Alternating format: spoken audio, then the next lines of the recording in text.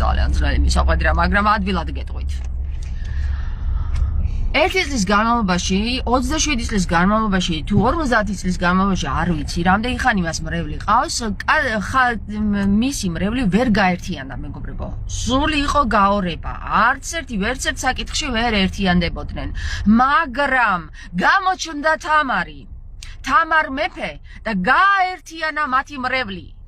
ყველანი თამარ მეფის წინააღმდეგ. ვერც ილიამ ვერ შეძლო ეს.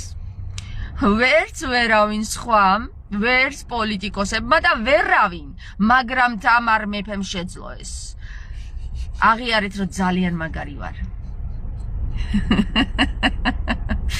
აღიარეთ, რომ მეფე ვარ. თამარ მეფე ვარ. მოკლედ ერთი სიტყვით. გენიოსი უნდა იყო